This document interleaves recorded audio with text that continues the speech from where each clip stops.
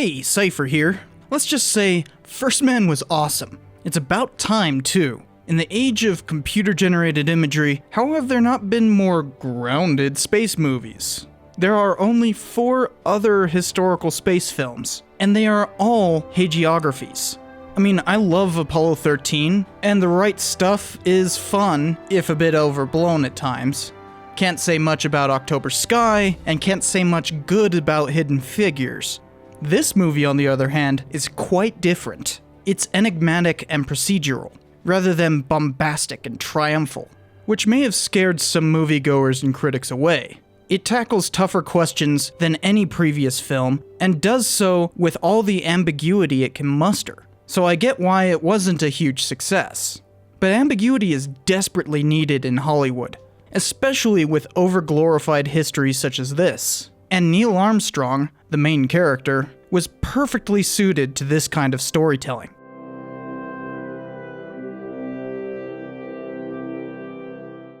As part of paying for his college degree, Neil Armstrong became a naval pilot. He fought in Korea, even having to eject when his wing got sheared off. Returning to Purdue, he completed his BS degree in aeronautical engineering, and went straight to a job as a test pilot in 1955 with the NACA, which was the predecessor to NASA. So he flew a bunch of cool stuff, including the X-15, which is still the reigning airspeed champion. As such, he'd already been to the edge of our atmosphere. It was a famously dangerous vehicle, and Armstrong had one of the craziest flights, where he basically ballooned off the atmosphere. Throughout his test pilot career, he had a few close calls, such as when he had to fly into Nellis Air Force Base in Las Vegas, Nevada, after having his radio hurt by an abortive landing at a dry lake bed. The landing at Nellis was botched, so NASA sent another pilot to pick him up, and that landing was botched. They sent a third pilot to pick up the other 2, and that guy failed as well. So Nellis was like, you guys are driving back. So they had to literally go by land all the way back to Edwards. Frickin' brilliant. Armstrong managed to jump ship over to NASA's astronaut program as part of the second group to be trained in 1962. He resigned from the Naval Reserve in 1960, so he was a civilian in 1962, one of the few civilian astronauts. His first flight was of Gemini 8. It was a docking test and seemed to go well, but a thruster started firing randomly, and they got into an uncontrollable spin. Armstrong managed to stay awake long enough to be able to undock and right the craft, immediately aborting the mission. So on his first mission in space, he proved his ability to think on the spot. The Gemini missions were specifically meant to prepare for the Apollo program, which was eventually going to go to the moon. But disaster struck with Apollo 1.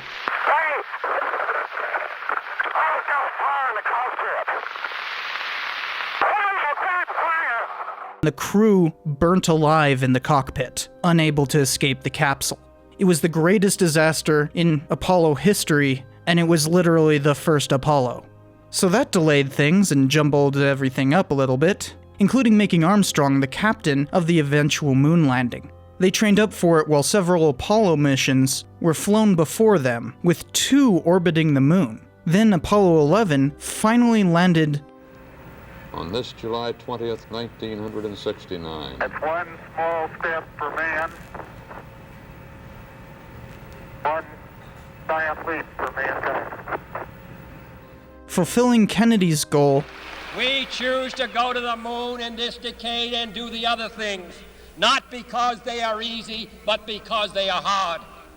Armstrong was the first out the hatch and onto the surface, while Buzz Aldrin came out second. They tootled about on the surface for 2.5 hours, though they were on the surface inside the lander for another 19, including sleeping on the moon. After that, they took off and rendezvoused with Michael Collins in lunar orbit. Once they splashed down in the Pacific Ocean, they were quarantined for 21 days, just in case of moonbugs from outer space. They weren't infected with anything, but nobody knew what was on the moon at the time. August, right after you come out of quarantine, it will be a state dinner held in Los Angeles, and all I want to know, will you come? We want to honor you then. We'll do anything you say, Mr. President. So it was time to celebrate. The spotlight was especially strong on Armstrong. He was never much of a talker and didn't seem to care about the fame, so he turned to teaching instead of doing any more space flights. But he remained involved in NASA stuff like the inquiry into Apollo 13. Though he retired in 1971, the moon program continued until Apollo 17 in 1972, with a total of 6 landings. Armstrong continued to work at the University of Cincinnati, but he soon took on brand deals and served on a number of company boards. That money was far better, so he resigned from the university in 1980. Generally, he kept to himself, and some even thought of him as a recluse. The reclusive astronaut Neil Armstrong. But he was still active in public until his death in 2012.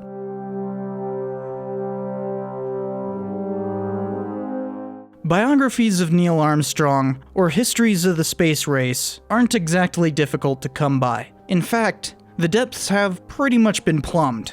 The book this is based on is just one of many, and having read it, not really all that interesting to be honest. Luckily, along with all of that, NASA itself was ready and willing to help this production.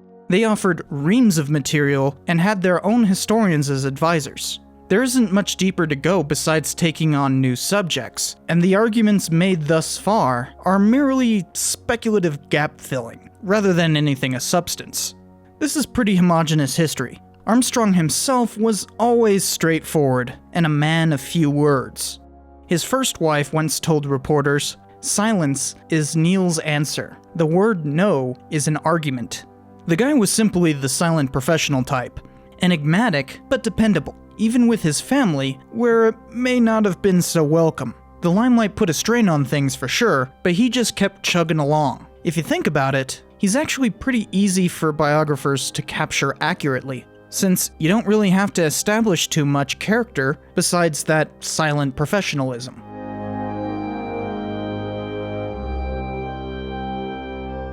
As I said at the beginning, this film is fantastic. Why, it's a shoo-in for Best of the Year. They really capture Armstrong in this. With biographies, that's the most important part of the narrative: characterization. But this goes beyond mere biography. We get a sense of the problems of spaceflight. Other films basically tell their stories as though the mishaps are freak accidents, and that the whole thing was like a bunch of cowboys riding rockets into space. Yeehaw! That's just not how anyone experienced it, though. Sure, these were a bunch of privileged jocks, but riding a rocket is not like riding a horse. This movie captures how NASA was constantly on the brink. Every time we get in the launch capsule, there's horror music.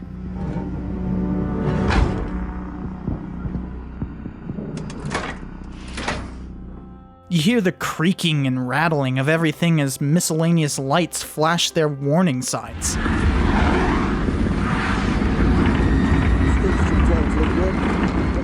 No flight in NASA's early history went without a hitch. There were always problems, and the cacophony of takeoff was just as fearful as re-entry.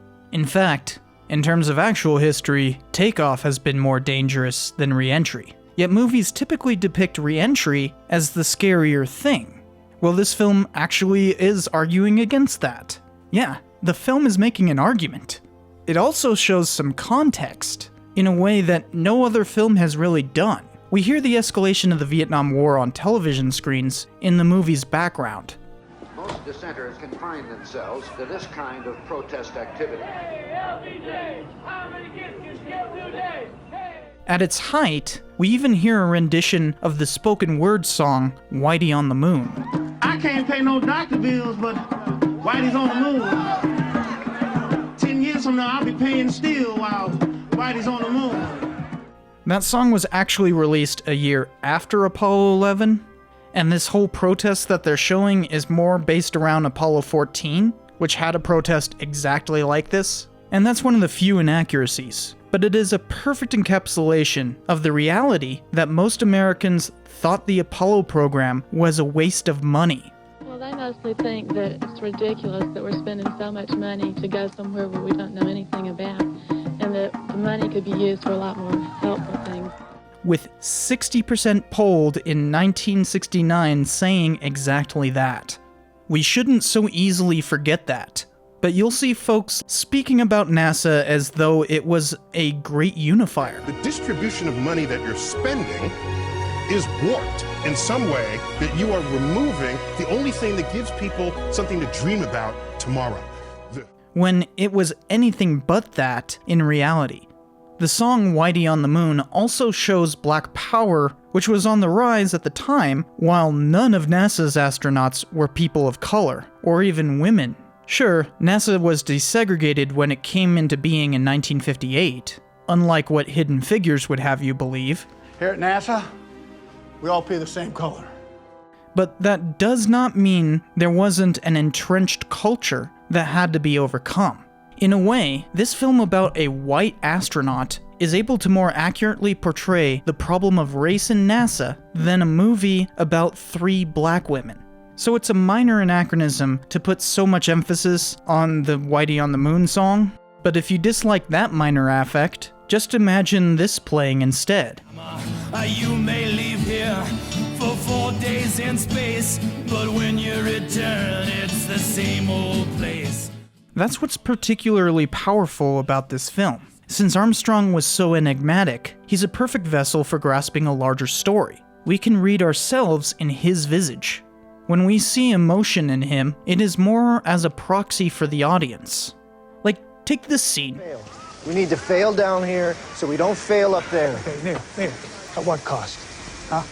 Well, it's a little bit late for that question, isn't it, sir? Here he's just crushed the lunar landing research vehicle, and the weight of all the NASA casualties up until that point are starting to weigh on him. Did he actually say something like that? Not to my knowledge, and it seems a little out of character, but at the same time, it's feasible that he did, and we benefit from the conversation. This is the crux of the film, not the landing itself. The moon landing, of course, is excellently done, and serves as the payoff for all the troubled procedural drama beforehand. I do have to say there are 2 inaccuracies here. First is that they were not that low on fuel during powered descent. They were incredibly low in reality, but that crater they jump is added for special effect. Just look at where they landed in reality and you'll see. I think they're just exaggerating this crater right here, but either way, that doesn't match the real moon landing. This stuff, of course, is difficult to approximate, since even shadows are significantly different from Earth. Think of all the CGI that went into making this look realistic. Like, that's probably the reason why this movie hasn't been made before. We straight up couldn't fake the moon landing well enough, contrary to idiots on the internet. The other inaccuracy is the bracelet for Armstrong's deceased daughter. In the film, he drops a bracelet in a crater, whereas he actually named the crater after her. It's possible that the bracelet was in his personal kit and he never told anyone, since he didn't like to speak about those kinds of things. But this is the film simply trying to breathe some emotion into the guy. It's not really a narrative problem, since he did name a crater Muffy, so it's just an addition to visually signify what actually happened. The Apollo mission left all kinds of artifacts on the moon, from memorial discs with goodwill messages from most world leaders, except communist nations of course, to family mementos akin to the one shown. And it does close a character arc, since the movie is basically arguing that he was so emotionally guarded because of his daughter's death, but that overall interpretation is at least arguable. So let's move on to the final thing to talk about, which is the other characters. Buzz Aldrin was rather annoyed by the name First Man, since both he and Armstrong were on the moon at the same time. In the movie, he's portrayed as ostentatious and brash. So you think you're going to the moon? It's been up for grabs since Gus died. I'm just saying what you're thinking. Which may be a bit of an exaggeration, but only by a little. It's tough to get everything correct. Besides, I haven't read about any complaints from Buzz Aldrin himself, though who knows if he's actually watched the movie. Everyone else seems to be well played. In terms of character, it is far and away better than the caricatures we get in The Right Stuff. And in Apollo 13, we don't really get characters at all, which I'm fine with. Apollo 13 is definitely a good movie. But I'm leaning to liking this one more. It really shows what Hollywood could do in the future. Like, I'd love to see more space movies that aren't fictional. And this is setting us up in the right direction. There are so many good stories to tell, and they don't have to center on the moon landings. We've done other things. Like, I know Russia just did one on Yuri Gagarin. Maybe Hollywood could adapt that. We've got shuttles, billionaires racing each other, and space stations. There's so much to do. And I think we've pretty much shown that we can do space movies now with CGI pretty well. Get on it, Hollywood. Heck, what about other kinds of exploration? There's more to it than making terrible renditions of Columbus's voyages. Imagine seeing Zhang Qian's mission, Roman expeditions into sub-Saharan Africa, Ibn Battuta's travels, Musa I's Hajj, the circumnavigation of the Earth, Hillary and Tenzing summiting Everest, or whatever. The list is never ending. How is all that not movie material? Hollywood's right in the path of one of the longest peaceful conquests in history, yet their only movie about the Portola expedition confuses it with Coronado from 2 centuries prior. Like, they don't even have to go anywhere to film. They just literally have to climb a hill or something. Maybe take the train to Monterey or something. There's so many possibilities. Then again, it's surprising it took this long to get an Apollo 11 film in the first place. It's about damn time. We choose to go to the moon and do the other thing before the decade is out. Not because it is easy, but because it is hard. Go leave for 3 days in space, but when you get back, it's the same old place. Bah.